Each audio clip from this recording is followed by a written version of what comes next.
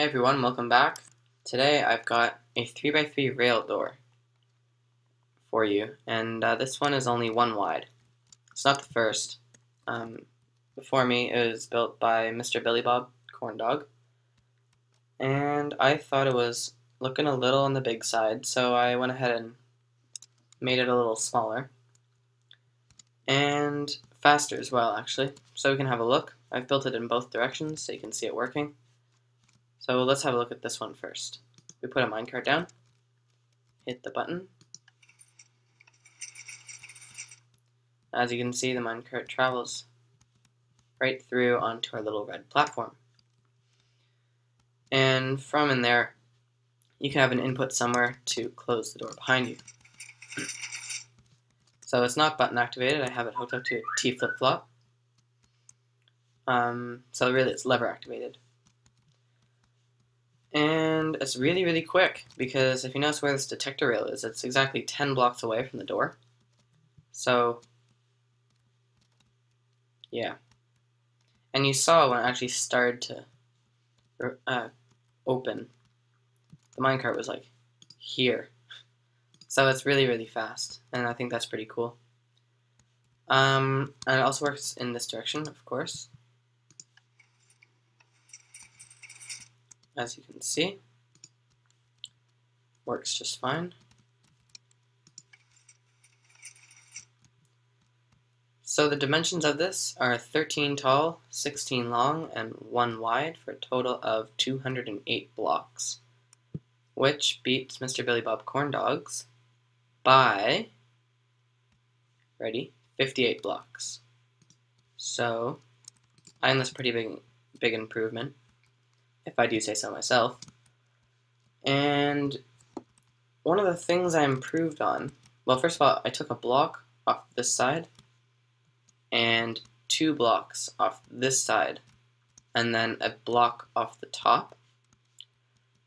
But probably the hardest part was taking a block off this side. And I found a really ingenious way of doing the side here, which I have built for you down here so you can see it a little bit better. So what happens is we have this monostable, and I'm sure you know, if you have, let's just remove this torch for now, and that one. If I unpower this lever, this piston is going to retract, and then 1 tick later it will extend because this torch will turn on.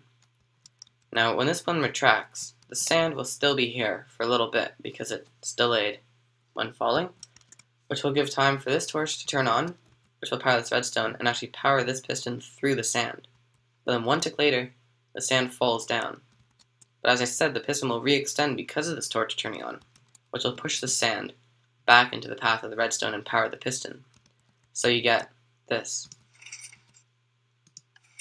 like that. And we can hook it up down here to power this one, so we get this, like that.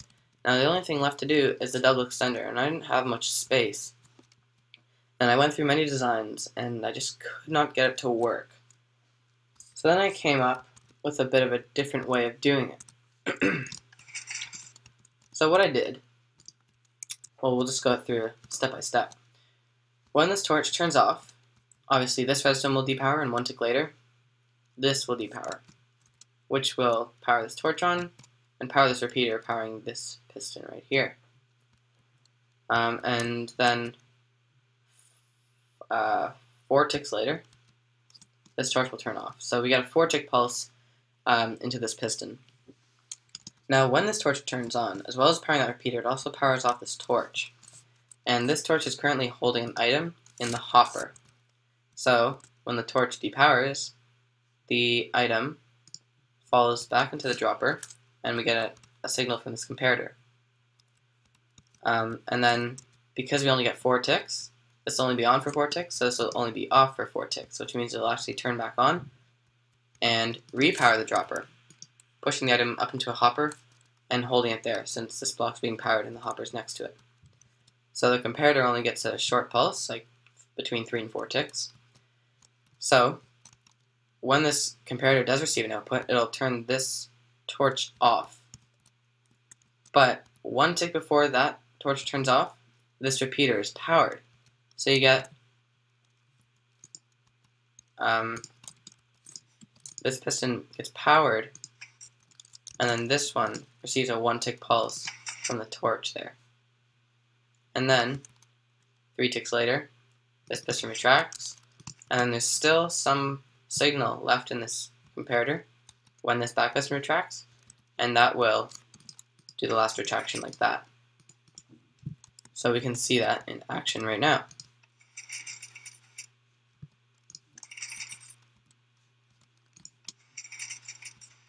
So I think that's pretty cool. And you know what else is cool? Making it brighter. Let's do that. So yeah, that was one of the improvements I made on Mr. Billy Bob's Corn Dog store. And the other thing, I only used one set of hoppers because I realized that you don't actually need the second one to time the side. And what else? The double extender is very fast. Oh yeah, there's a, I don't know, it's not really a directional glitch because here I have it in both directions, and this little corner here is the same as that one, and it both works. Sometimes this circuit here doesn't get a 1 tick pulse through this torch. It ends up being 2 ticks. When that happens, these 2 side pistons and these 2 top pistons don't get a 1 tick pulse, so they don't leave their blocks out, as they've been doing here. So, when I make this world download, I'll include the way to fix it by just rebuilding this corner, because there's another way that also sometimes works to make it get a constant or 1 tick pulse to these pistons.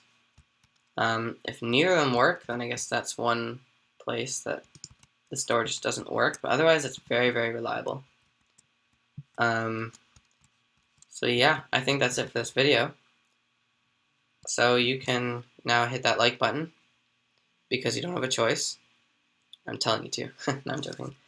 But yeah, please like the video if you enjoyed it. I think this is a pretty cool creation, if I do say so myself.